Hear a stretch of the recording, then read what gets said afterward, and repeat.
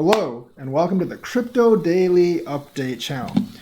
Join me on Twitter and Patreon. Links are in the description below. So, there was a BTC flash crash today. Wasn't that bad. BTC quickly dropped around $9,000, probably into the upper 40,000s, but quickly recovered into the lower 50,000s. However, on Kraken, users are up in an uproar because they're demanding their refund for flash crash liquidations.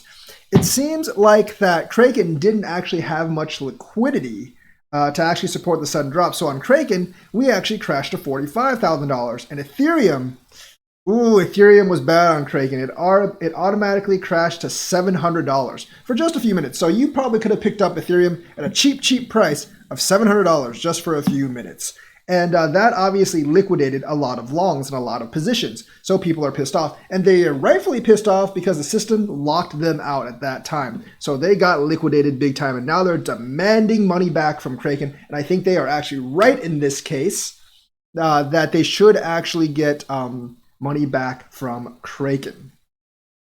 So that's the case right now. This also shows that I don't think Bitcoin, Ethereum, these high prices, they probably don't have too much resistance or too much support. So we are in uncharted territory.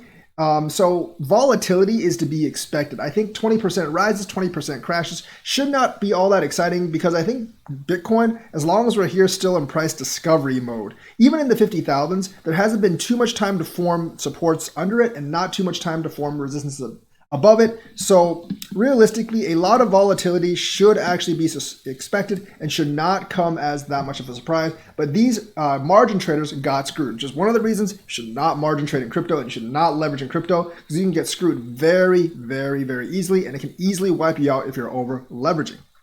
So MoneyGram has ended the partnership with Ripple indefinitely. Now, not saying that they won't revive it. Some people say they temporarily suspended it, but the headline was they actually ended the partnership indefinitely. With that, I mean, like, we just don't really know when they're going to start it up again or if they're actually going to start it up again. This is obviously in response to the lawsuit. Now, they did stop using ODL some time back, but this is just taking it up another level. We also, we got some more notices that, MoneyGram used ODL last year in Q1. And they received over $12 million from Ripple to actually use ODL. And this Q1, they're not expecting any monetary compensation from Ripple because they're not using ODL. And they are basically ending prematurely their partnership with Ripple. Now, the other thing is the MoneyGram deal was a 2-year deal starting in 2018. So the agreement would have actually ended in September of this year. But because there was probably some clause in their agreement that lets them get out early, or get out right away if there's legal trouble, they were able to get out right away. So it does not look like MoneyGram will be using ODL soon. So ODL volume might be kind of like down in the gutter for a while. Gary Gensler confirmation is going to be March 2nd. At least that's the Senate confirmation date. I think Gensler is pretty much a shoo-in. This should not be too much of a partisan thing. I know some of the cabinet level positions and the like the head of the office of OMB, that'll be hotly contested over. I don't think the SEC thing will actually be that hotly contested over. I do expect Gensler to actually get confirmed on March 2nd.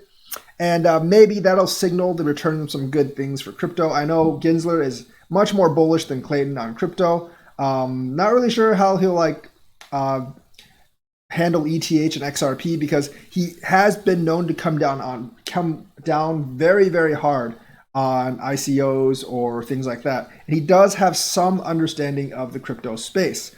So realistically, this is actually pretty good for most of crypto. I think he will actually help Bitcoin a lot more than Jay Clayton. And most importantly, I do think he will actually usher in the Bitcoin ETF era, which could easily push Bitcoin past 100,000 because that does let institutional investors get into Bitcoin. Cardano liquid information, that's actually coming. That's going to come Q2 sometime. It's going to be after Goguen.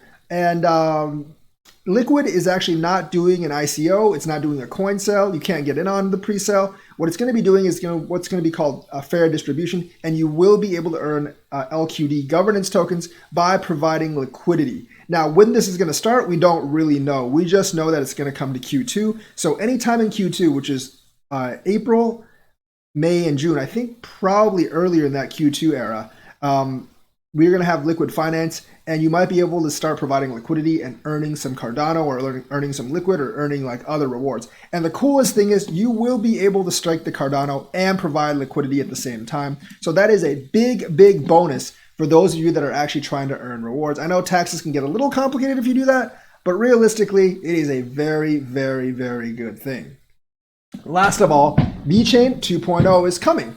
Now, this includes a improved proof of authority consensus, but outside of that, I hope this actually means VSwap 2.0 is going to come, because VSwap is what will actually allow DeFi to actually spread around VeChain.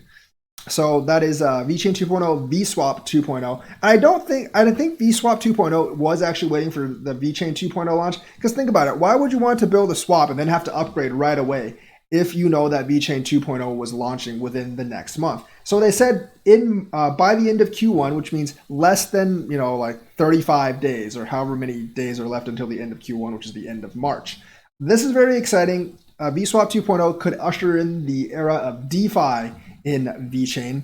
That would be really awesome. We could see VeChain rise like BNB did, or maybe even more than BNB did, because VeChain started at a lower point, which means it can have better ROI potential. So that is the news for today. Let me know what you think. Like and subscribe, and hit that bell notifications button. Thank you, and have a nice day.